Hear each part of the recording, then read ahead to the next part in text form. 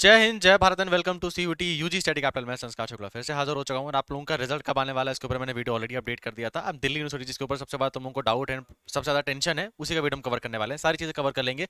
Form filling phase 1 2 3 सभी का registration, caste certificate related और टोटल सब्जेक्ट्स कितने हैं और लास्ट डेट कब है। ठीक है, पहली बात तो सबसे बड़ा मिथ ये है कि सर फेज 1 की कोई लास्ट डेट है। फेज 1 की कोई लास्ट डेट नहीं है। अभी चाहे फिल करना चाहो तो अभी फिल कर लो, बाद में तुम्हारा रिजल्ट आ जाएगा तब भी फेज 1 ओपन रहेगा। मेरी इतनी सी दरख्वास्त है, तुम्हारा जब डॉक्यूमेंट सही से बन जाए तभी फेज 1 भरना। अगर डॉक्यूमेंट अभी गलत है, अभी भरोगे फेज 1 में तो दिक्कत हो जाएगी। ठीक है, तो डॉक्यूमेंट बनवा लो। फेज 1 की कोई लास्ट डेट नहीं है, दिल्ली यूनिवर्सिटी ने अब तक लास्ट डेट नहीं बताई है। फेज 1 जस्ट ओपन कर दिया गया है, तो जिनके लिए सब कुछ सही है फेज 1 भर दो। फेज 2 जब रिजल्ट आएगा उसके बाद ओपन होगा। फेज 1 क्या होता है सर, हमारी जो बेसिक डिटेल्स होती है उसको अपन फेज 1 कहते हैं। हमारे मार्कशीट हो गई, 10th की मार्कशीट हो गई, 12th की मार्कशीट हो गई, आधार कार्ड हो गया, नॉर्मल इन्फॉर्मेशन हो गया, हमारा नाम, ये सब चीजें हो गई। ठीक है, हम कौन सी कास्ट में आते हैं, हमारा कैटेगरी क्या है, ये सब। फेज 2 में अपन प्रेफरेंस सेलेक्ट करते हैं कि हमको कौन से कॉलेज में कौन कौन सा सब्जेक्ट चाहिए। एंड फेज 3 में फाइनली हमको एलोकेशन होता है सीट्स का, जब हमको सीट एक्सेप्ट करना पड़ता है, फी पेमेंट करना पड़ता है और उसके बाद हमारा एडमिशन हो गया।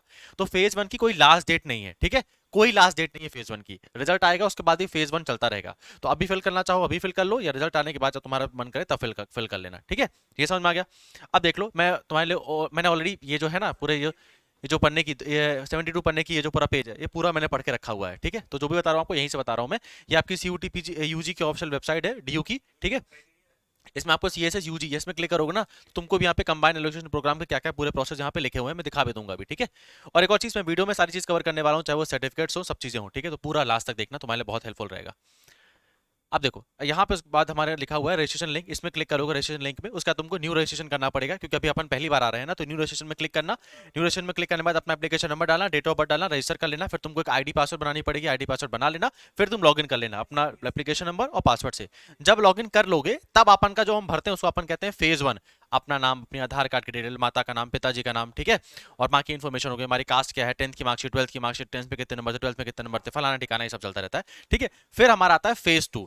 फेज 2 में अपन भरते हैं कि हमारे सीयूटी में कितने मार्क्स आए हैं और हम कौन कौन से कॉलेज को सेलेक्ट कर रहे हैं, जिसको पूरी यूट्यूब में इतना बड़ा हवा बना दिया है ना कि आईआईटी ज्यादा मुश्किल लोगों को प्रेफरेंस लिस्ट बनाना लग रहा है। मतलब आईआईटी क्लियर करना फिर भी आसान है, प्रेफरेंस लिस्ट बनाने में लोगों को 1000 रुपए लगेंगे कि उनको मतलब इतने लोग वो हो चुके हैं। ठीक है, थोड़ा सा समझदार हो, तुमसे पहले भी लोगों ने दिल्ली यूनिवर्सिटी में एडमिशन लिया है, कोई हार्वर्ड या ऑक्सफोर्ड यूनिवर्सिटी नहीं है।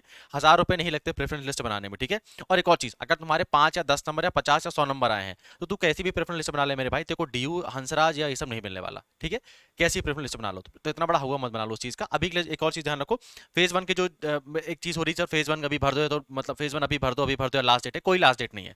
रिजल्ट के बाद भी भर सकते हो। डॉक्यूमेंट तुम्हारे रेडी है अभी भर दो, नहीं रेडी है तो बनवा लो बढ़िया से, फिर वो कर लेना। एंड मैंने इसके ऊपर ऑलरेडी वीडियो बना दिया था तुम्हारे लिए। ठीक है, जाओगे सीयूटी यूजी के चैनल में, मैंने क्लियरली वीडियो बनाया था डीयू के लिए, क्योंकि डीयू में थोड़े डॉक्यूमेंट हमको एक्स्ट्रा बनाने पड़ते हैं। यहाँ पे देखो, डीयू सीएसएस यूजी जरूरी डॉक्यूमेंट्स अभी बनवा लो। ठीक है, तो ये डॉक्यूमेंट्स हमारे पास रेडी होने चाहिए। जैसे ना डीयू में अपन के सिंगल गर्ल चाइल्ड कोटा है, आपके Sikkim Sikh reservation, minority reservation भी होता है वहाँ पर, तो वहाँ पे थोड़ा डिफरेंट चीजें लगती हैं। एंड उसका एक पर्टिकुलरली फॉर्मेट है, उसी फॉर्मेट के अंदर बनाना है। अब वो फॉर्मेट कैसा है, दिल्ली यूनिवर्सिटी ने खुद बना के रखा हुआ है। वो बात अलग है कि दिल्ली यूनिवर्सिटी प्रेफरेंस लिस्ट के बारे में इतना नहीं बता रहा है, पर यूट्यूबर्स थोड़े से पगला गए हैं तो वो इतना ज्यादा बता रहे हैं। तुम जरा एडमिशन वेबसाइट में आओगे ना तो यहाँ पे जरा क्लिक करना आप लोग, bulletin of information. Bulletin of information में क्लिक करोगे, यहाँ पे जैसे नीचे आओगे, यहाँ पे आपको सारी चीजें मेंशन की रखी गई, आपके सब्जेक्ट्स के बारे में, आपके फीस के बारे में, एंड आपके कितने कॉलेज में कितनी कितनी सीट्स है, सारे कोर्सेज के बारे में मेंशन हुआ है। ठीक है, देखो एक मिनट।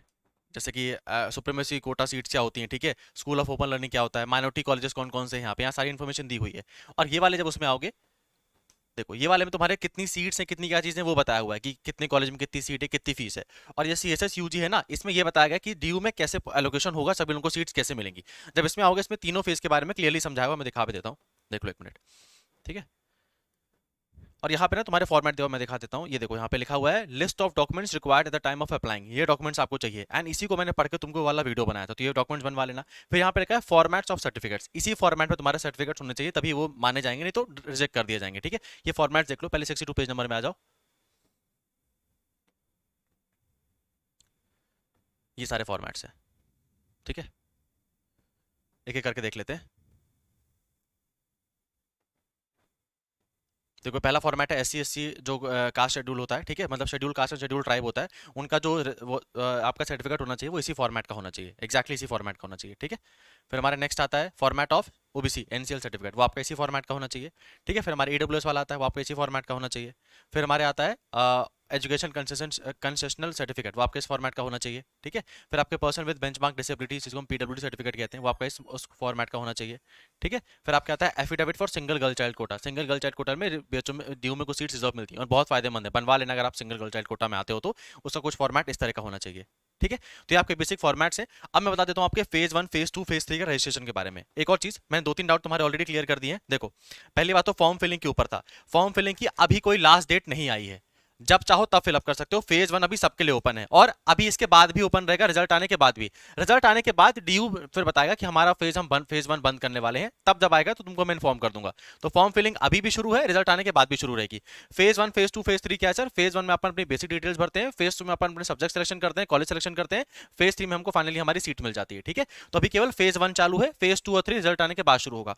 कास्ट सर्टिफिकेट और जितने सर्टिफिकेट्स होते हैं उसके ऊपर मैंने अलग से वीडियो ऑलरेडी बना दिया, बाकी तुमको मैंने दिखा भी दिया किस फॉर्मेट पे कैसे कैसे सर्टिफिकेट आपको चाहिए, ठीक है। अब आ जाते हैं हमारे टोटल सब्जेक्ट्स। तो टोटल सब्जेक्ट में बीएचयू में जितने मैंने सारे कोर्सेज उसके बारे में ऑलरेडी बता दूंगा मैं। और लास्ट डेट अभी कोई भी नहीं है इसके फेज 1 की रजिस्ट्रेशन की, ठीक है। इस वाले के ऊपर मैं अलग से वीडियो कवर करूंगा आपके टोटल सब्जेक्ट्स के ऊपर डीयू के, ठीक है। कितने कॉलेजेस हैं वहां पे, कितने बेस्ट बेस्ट कॉलेज हो सकते हैं, ठीक है। अब ये फेज 1, फेज 2, फेज 3 के बारे में आपको समझ में आ चुका होगा। अब इतना समझ में आ गया तो थोड़ा सा और डिटेल में देख लो कि फेज 1 तुमको एक्चुअली भरना क्या है। फेज 1 में तुम्हारे पास क्या क्या चीजें होनी चाहिए जैसे फेज 1 भर सको, ठीक है। सबसे ज्यादा परेशान तो इसी चीज में लेकर हो कि सर फेज 1 भरे या नहीं भरे, लास्ट में बंद तो नहीं हो जाएगा। इतना नहीं होगा।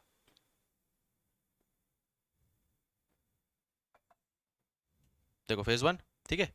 यहाँ पे अपना न्यू रजिस्ट्रेशन करना पड़ेगा आपको, जो जैसा तुमको मैंने दिखाया, ठीक है। ये न्यू रजिस्ट्रेशन करना पड़ेगा, सो क्लिक करके न्यू रजिस्ट्रेशन करना पड़ेगा, ठीक है। न्यू रजिस्ट्रेशन करने के बाद तुमको अपना डेट ऑफ बर्थ डालना पड़ेगा, अपना पासवर्ड बनाना पड़ेगा। फिर तुमको अपना पर्सन सिलेक्शन करना पड़ेगा, जहाँ पे candidate must fill the detail in personal section with utmost care. अपनी पर्सनल डिटेल भरनी पड़ेगी, आपका एड्रेस, आपका परमानेंट एड्रेस, आपका नाम, ये सब चीजें, ठीक है। और उसको अटमोस्ट केयर के साथ भरना, ऐसा नहीं कि अलग अलग भर दिया, कुछ भी भर दिया, ठीक है। उसका कैंडिडेट जो पीडब्ल्यूडी कैटेगरी के उनको अपना सही से भरना पड़ेगा, ठीक है। कैंडिडेट जो डिजायरस करते हैं अपना admission in base programme performance based में, उनको क्लियरली भरना पड़ेगा। जैसे फॉर एग्जांपल क्या होता है, जैसे बैचलर ऑफ फाइन आर्ट्स में पेंटिंग हो गया, म्यूजिक हो गया, बाकी चीजें हो गई, तो उसमें हमको क्या करना पड़ता है सर? उसमें हमको ये करना पड़ता है कि फाइनली हमारा एक प्रैक्टिकल भी होता है बीएचयू में आके, डीयू में आके, तो उसको भी आपको सही से भरना पड़ेगा, ठीक है। Candidate must ensure bank account सही से भरना, क्योंकि भैया अगर तुमको लास्ट में अपना एडमिशन कैंसिल कराना पड़ेगा ना, तो तुम्हारी फी पेमेंट इसी बैंक अकाउंट में होगी, तो उसको सही से भर दियो, ठीक है। फिर एक और चीज, तुमने मान लो कुछ गलती कर भी दी है, तो अगर इनमें गलती कर दी है तो एक काम करना, फिर वो पोगो देखना, फिर उसके अलावा तो एडमिशन नहीं हो पाएगा, ठीक है। पेरेंट्स नेम, आपके पिताजी का नाम, आपके मम्मी का नाम, ठीक है। अपनी कैटेगरी, सब कैटेगरी, कास्ट और supernumerary quota, gender, email ID, mobile number और बैंक अकाउंट डिटेल, ये करेक्शन विंडो में भी नहीं बदलने देगा डीयू, ये नहीं बदल सकते करेक्शन विंडो में भी, ठीक है। तो इसको गलती तो मत ही करना, ठीक है। फिर आपके एकेडमिक सेक्शन में आपको अपना भरना पड़ेगा, 10वीं 12वीं फलाने ठिकाने सब भरना पड़ेगा, ठीक है। फिर स्पोर्ट्स सेक्शन, आपके पास अगर स्पोर्ट्स कोटा कोई एडवांटेज है, आपने खोला है, खेला है, इंटरनेशनल, नेशनल, स्टेट लेवल कोई भी खेला है, या एसजीएफआई लेवल भी खेला है, तो भर देना है। एसजीएफआई क्या होता है? तो होता है sir school game federation of India, ठीक है। तुम्हारे पास सर्टिफिकेट भर देना, बहुत काम आता है वाला। उसका एक्स्ट्रा कैलकुलर एक्टिविटीज के ऊपर कुछ आपको भरना पड़ेगा। फिर अपलोड करने पड़ेंगे, आपको अपने डॉक्यूमेंट्स अपलोड करने पड़ेंगे, ठीक है। The name of the candidate claiming reservation under SC, ST, OBC, EWS, minority, CW, KM, PWD, single girl child, orphan must match within the name that appear on the corresponding school board, ठीक है। मतलब तुम्हारा जो caste certificate में नाम है, तुम्हारा जो 10वीं की मार्कशीट में नाम है, और तुमने जो यूजी में नाम भरा था, तीनों मैच करने चाहिए, ठीक है। ऐसा नहीं एक में देवीलाल शुक्ला है, एक में देवी प्रसाद शुक्ला है, एक में देवी शुक्ला है, ठीक है। ऐसा नहीं होना चाहिए, दिक्कत हो जाएगा, है ना। फिर आपके प्रीव्यू आता है, प्रीव्यू में एक बार देख लेना तुमने क्या क्या भरा हुआ, उसके ऊपर अच्छे से चेक कर लेना, कोई जल्दबाजी है नहीं, कोई डंडा तो मार नहीं रहा है ना। फिर फाइनल सबमिशन कर देना। फाइनल सबमिशन करने के बाद भी तुमको करेक्शन विंडो में चेंजेस करने का मौका मिलेगा, बट ये नहीं चेंज कर पाओगे, ठीक है। ये नहीं चेंज कर पाओगे, ये 4 चीजें, ठीक है। Parents name, category, gender, email ID, mobile number and bank account detail. समझ में आ गया? इतना कुछ कॉम्प्लिकेटेड है नहीं यार, इतना कॉम्प्लिकेटेड मत बना लो चीजों को, है ना। फेज 1, फेज 2, फेज 3, फेज 4, है ना। एक और चीज ध्यान रखो, तुम्हारी एंग्जाइटी से ही खेला जाता है पूरे यूट्यूब में, तो तुम लोगों को बस इसी चीज का तो बस वो है। और एंग्जाइटी तो पता है कब होती है हम लोगों को? जब पता है कि मेरे मार्क्स कम है और कोई दिखा देता नहीं तेरा हो जाएगा, तू टेंशन मत ले, तो कोई दिक्कत वाली बात नहीं है, ऐसी प्रेफरेंस लिस्ट बनाऊंगा, तेरा तो ड्यू हो जाएगा, तेरा तो हंसराज हो जाएगा। नहीं होता भाई ऐसा, ठीक है। तो थोड़ा सा इतना परेशान मत हो। फॉर्म फिलिंग का डेट लास्ट डेट है नहीं, फेज 1, फेज 2, फेज 3 मैंने ऑलरेडी बता दिया है। फेज 1 के बारे में चाहोगे तो मैं डिटेल वीडियो बना दूंगा, ठीक है। फेज 2, फेज 3 अभी ओपन है ही नहीं, लास्ट डेट अभी हमको पता ही नहीं, क्योंकि अभी रिजल्ट ही नहीं आया है। और केवल डी हुई ऐसी महानुभूति है जिसने अपना शुरू कर दिया है, ना भी बीएचओ को कोई आता पता है, ना किसी यूनिवर्सिटी का आता पता है। ये सब अपना रिजल्ट आने के बाद ही काम करेंगे, ठीक है। कोई और डाउट हो तो कमेंट करके बता देना, मैं उसके ऊपर नेक्स्ट वीडियो बना दूंगा। और इतना परेशान मत हो प्रेफरेंस लिस्ट के ऊपर, ठीक है। जो वो लोग पेड में बताएंगे ना, वो सभी लोगों को ही मालूम है, ठीक है। तो इतना परेशान मत होना उसके ऊपर, यहाँ पे भी तुमको इसके ऊपर वीडियो मिलेगी।